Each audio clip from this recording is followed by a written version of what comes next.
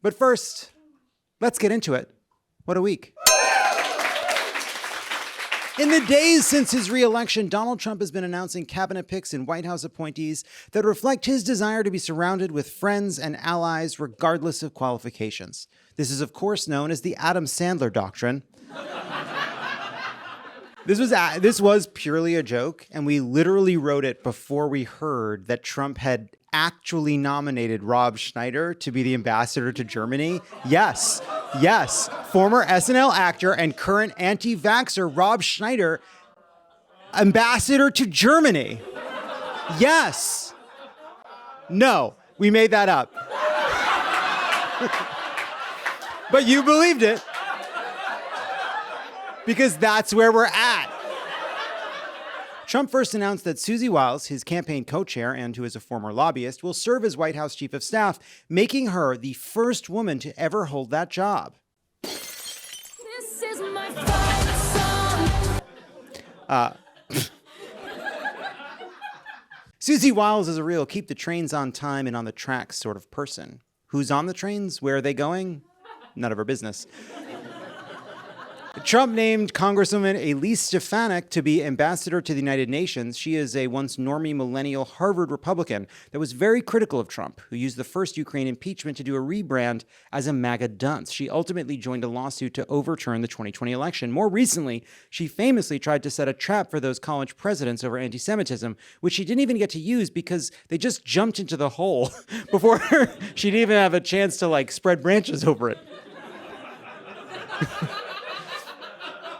It's like she had this whole line of questioning to lead them to a gotcha, but they were just like, wah. Now, Stefanik will direct that same preening antagonism toward the United Nations, and honestly, whatever. We've got bigger fish to fry. We're all such defenders of the UN between finding out which evil dictatorship has won a seat on the Human Rights Council. Let her have the UN. We got bigger this shit's fucked. Trump also named another former critic come supplicant to a high-ranking foreign policy role. Marco Rubio has been chosen to be Secretary of State. When asked for comment, Rubio scurried under a thimble to escape a hungry robin, which I assume means he accepted. Imagine if the person you were 9 days ago could hear you saying, "Oh, thank God." Secretary of State Marco Rubio. Imagine how hard you would punch you. The rest of the nominations rolled out like this.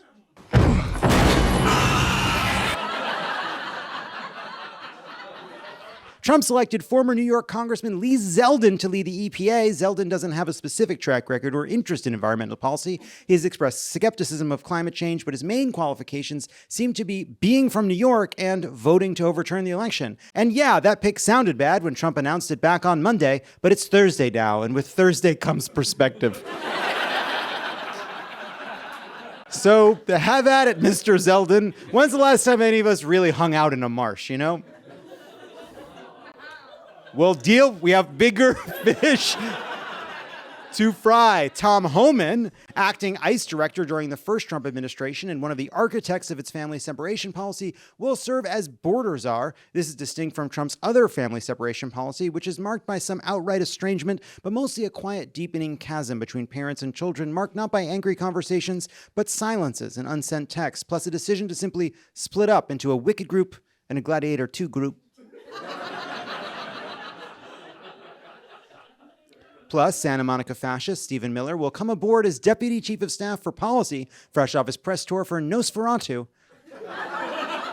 I hear he is phenomenal.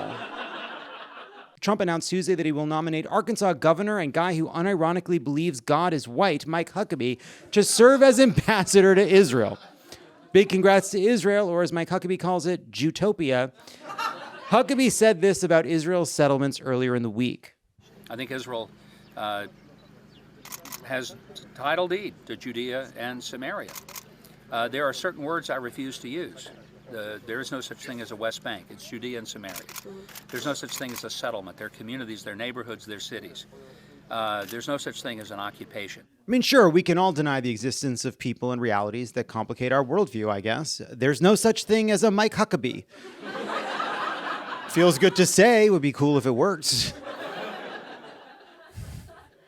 On Tuesday, Trump named Fox News anchor Pete Hegseth as his Secretary of Defense, which again seemed like the craziest choice possible on Tuesday, but here we are on Thursday, having lived 1,000 lives, all of them terrible. He previously considered Hegseth to head up Veterans Affairs during his first term, but was advised he probably wouldn't get confirmed by the Senate. Here's a video of Pete throwing an axe at a drummer. Who's going to win this battle of the lumberjacks?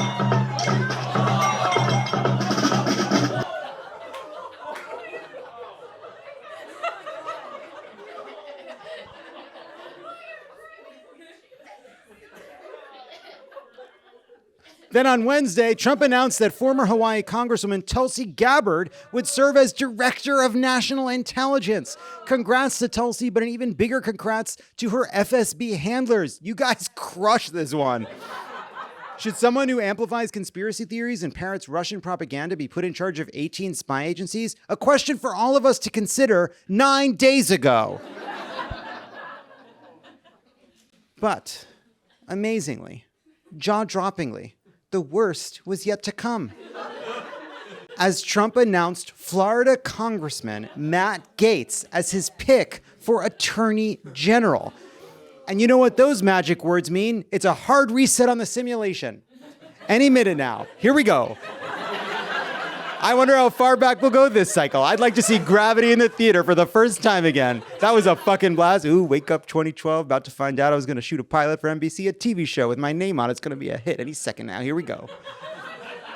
Let's reset. Back to one. Any second now. When a reporter asked GOP Congressman Mike Simpson whether he thought that Gaetz, who is despised, I remind you, not just by House Democrats, but by House Republicans, was fit to be Attorney General, Simpson replied, and this is a quote, "Are you shitting me that you just asked that question? No, but hell, you'll print that, and now I'm going to be investigated." What a perfect quote to encapsulate Trump's second term. Put it in the history books. Countries that still have those 4 years from now. Politico reporter Meredith Lee Hill also said she saw a House Republican laughing so hard about Gaetz' appointment that he started crying. The choice of Matt Gaetz did not sit well with many Senate Republicans, some of whom thought it was a literal joke. He's got his work really cut out for him, a chuckling Joni Ernst told reporters. Said Susan Collins, "I was shocked by the appointment. That shows why the advice and consent process is so important. I'm sure that there will be a lot of questions raised at his hearing." If there's one thing Susan Collins is going to be, it's shocked. Just a 71-year-old woman moving through the Trump era like a baby on the business end of a peekaboo.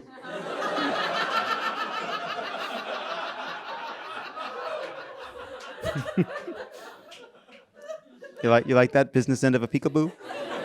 Yeah, it's good. Lisa Murkowski said that Gaetz' selection was not on her bingo card and that he is not a serious candidate, adding, "If I wanted to make a joke, maybe I would say now I'm waiting for George Santos to be named." Can I ask a question? When did people start saying not on my bingo card? Events are never on bingo cards. Numbers are on bingo cards. It's always only numbers. So why do people start saying, not on my bingo card? Well, of course not. Though some Republicans did get in line with the manifestly unqualified Gaetz, who has never been a prosecutor and only briefly served in private practice as a lawyer. Tommy Tuberville, who reportedly reacted to the news with, "Holy cow," went on Fox News and threatened his fellow Senate Republicans who might be thinking of voting against the Trump nominee. And if you want to get in the way, fine. But we're going to try to get you out of the Senate, too, if you try to do that. Cool colleague. Lindsey Graham also seemed ready to board the Gaetz train. He won the election. He deserves a chance to pick his cabinet. I am predisposed to allow him to do that. I think Matt Gaetz is very bright.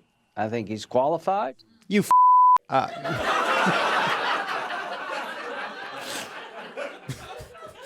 He's not qualified. Words have meaning. Look, I know we're all focusing on the fact that Matt Gaetz is a fucking maniac and vile person who allegedly solicited sex from teenage girls, and that is the most important point. But also, a guy who spent a couple years as an associate at a Northwest Florida corporate law office before Nepo babying his way into Florida politics is not qualified to run the Department of Justice. And everyone knows this. Lindsey Graham knows this. Matt Gaetz knows this. Now, some have speculated that this is some sort of a favor. Gaetz immediately resigned from Congress on Wednesday, which is strange. Doesn't have to resign immediately. He's not even been officially nominated. Trump isn't president. But then we learned that the House Ethics Committee planned to vote on Friday on whether to release an apparently damning report on the bipartisan investigation into Gaetz' alleged crimes, sexual and otherwise. In case you're wondering what might be in that report, here's Matt Gaetz' number one enemy, former House Speaker Kevin McCarthy, talking to the press back in April. And I'll give you the truth why I'm not Speaker. It's because one person, a member of Congress, wanted me to stop an ethics complaint because he slept with a 17-year-old. So the theory goes, Trump nominates Gaetz, Gaetz resigns before the report can be released, and then the Gaetz nomination goes down, clearing the way for a slightly less terrible pick to seem like a relief by comparison. It's an interesting theory with just one problem. Trump wants Gaetz to be Attorney General. Trump is reportedly very serious about this, with one advisor telling the Bulwark none of the attorneys had what Trump wants, and they didn't talk like Gaetz. Everyone else looked at AG as if they were applying for a judicial appointment. They talked about their vaunted legal theories and constitutional bullshit. Gaetz was the only one who said, yeah, I'll go over there and start cutting fucking heads.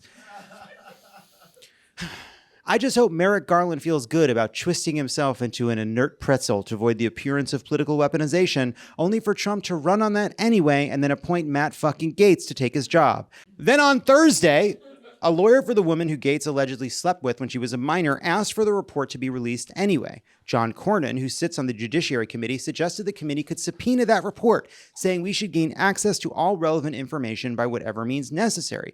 Personally, I don't think we need the report. The publicly available information is incredibly damning.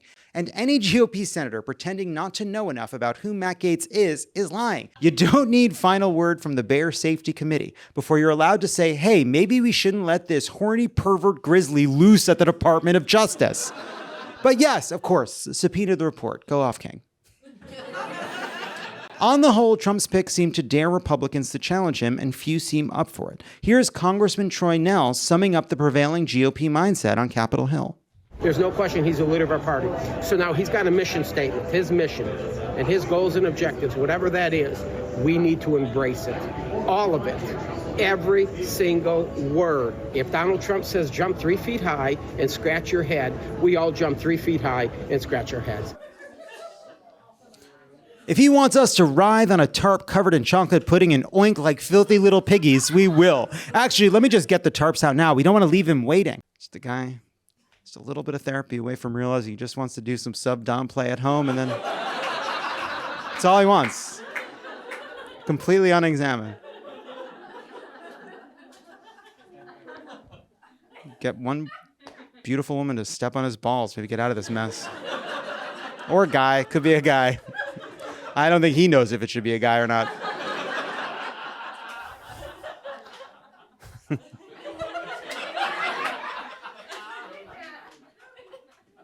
And we're all about to see how pliant these little piggies can be, because on Thursday, Trump announced his intention to nominate Robert F. Kennedy Jr., the anti-vax crank and bone collector, to be Secretary of Health and Human Services. Our nation's fate is in the worms' hands now. And I know worms don't have hands. I went to school pre-Trump, thank you very much.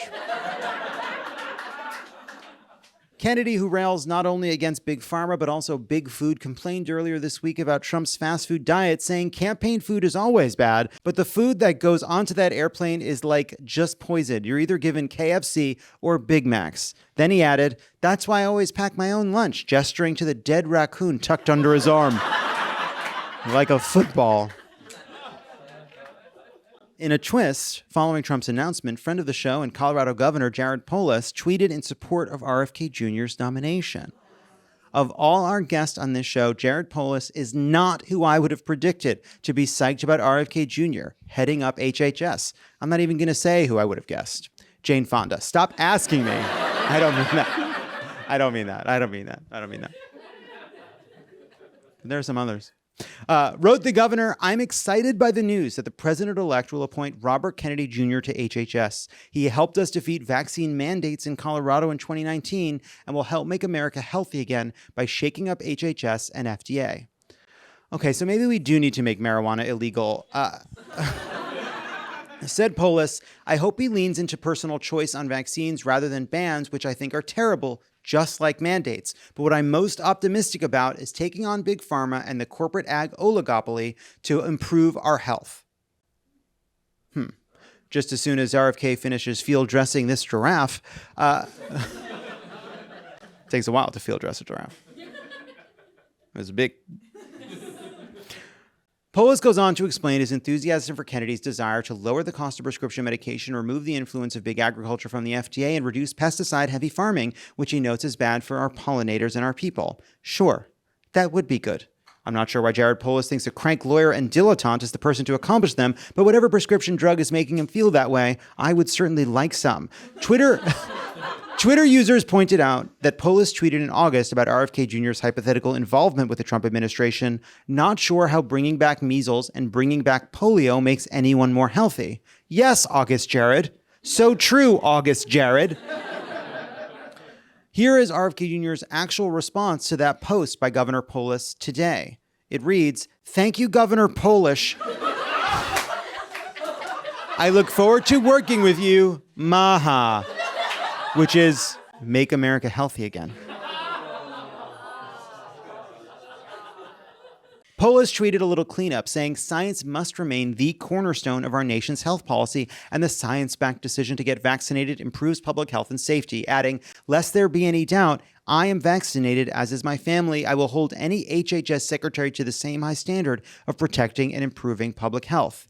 Just a reminder, according to The Lancet, over the last 50 years, vaccines against just 14 illnesses have prevented 154 million deaths, 146 million of which were children. Since 2000 alone, just the measles vaccine has prevented 60 million deaths. Vaccines are a miracle. The only reason anti-vax skepticism has any quarter in modern society is because anti-vaxxers live in a world in which life before vaccines is unimaginable to all of us. They spin each other up, they deny basic science, all while protected by one of the greatest achievements in human history. Kids have gotten very sick from preventable childhood illnesses, and some have died because of RFK Jr.'s brand of bullshit. And lots of people bought into the anti-vaccine hysteria around COVID and died because of it. But anti-vaccine crusaders were on the outside, making trouble. That changes if RFK Jr. oversees the FDA, the CDC, the National Institutes of Health, not just for the damage he can do in the short term, but the damage he can do to research in the long term. Polis says, I don't want vaccine bans, but RFK makes some good points about pesticides and nutrition.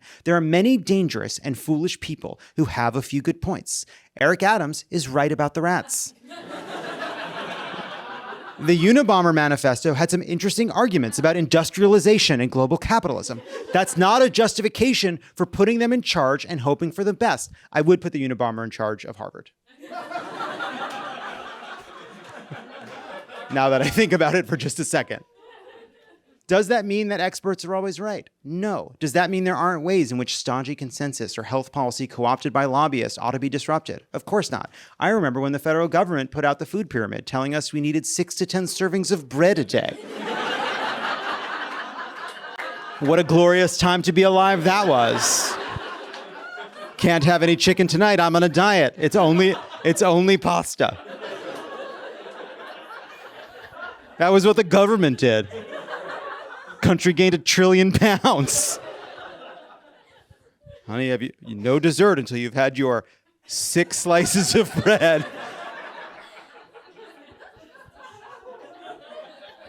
When I was growing up in middle school, you could get a plate of French fries with chocolate milk for lunch. That's a botch. But this department, more than any other, has a responsibility not just to the truth, but to how we gather the evidence and data over decades to help us know the truth. RFK Jr. doesn't respect that inquiry. He's a danger to it. The man is a crank. What is a crank? What is a crank? A crank is somebody whose combination of arrogance and ignorance leads them to believe they know better than every expert, that they can see what all the best minds have missed, that they know better, and that ego and dogmatism often prevails even when the stakes are high, even when the stakes are life and death, because they don't know what they don't know, and they're too cavalier and entitled to find out. And that makes someone like RFK Jr. unacceptable. And Jared Polis ought to fucking say that. Or maybe having gay governors was a mistake. Hate to say that. I don't want to turn on gay governors. There's that bisexual one in the Pacific Northwest. Maybe she's okay. Meanwhile, the signs of the orderly working of our democracy are all around us. In his meeting with President Biden, Trump thanked him for a smooth transition. Thank you very much. And politics is tough, and it's in many cases not a very nice world, but it is a nice world today, and I appreciate it very much. And a transition that's so smooth, it'll be as smooth as it can get, and I very much appreciate that, Jim. You're welcome.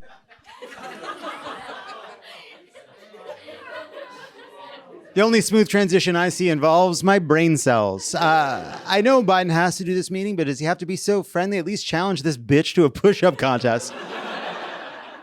Melania did not join her husband for the visit to the White House on Wednesday, skipping a traditional meeting with First Lady Jill Biden without providing a reason. In her defense, Trump hasn't announced his pick for First Lady yet.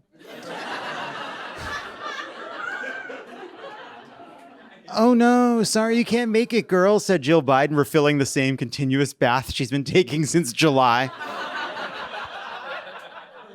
In other news, Mattel has apologized for accidentally printing the URL of a porn website on the packaging for its Wicked-themed dolls. The label mistakenly directed fans to Wicked.com instead of the official site, analgasm.sex. Speaking of gasms, People magazine has named John Krasinski its 2024 sexiest man alive. Man.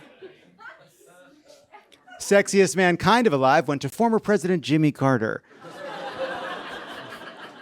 John Krasinski, sexiest man alive. You're mad? Hate that it's true. That's it. That's the sexiest man alive. Look around. You won't find someone sexier than present-day John Krasinski. John Krasinski, right now, sexiest man alive. They looked at all of them. All the men. They checked them.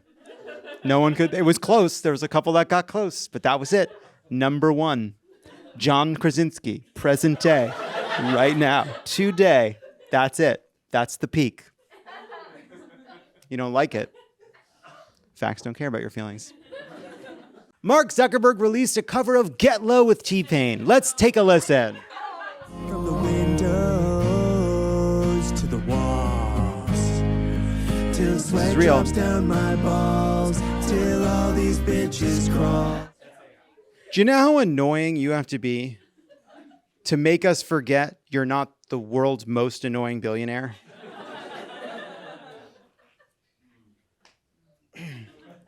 That really was Mark Zuckerberg. And now that you've heard it, you have 7 days to play it for someone else. Or else Mark Zuckerberg crawls out of a well and makes you listen to it again.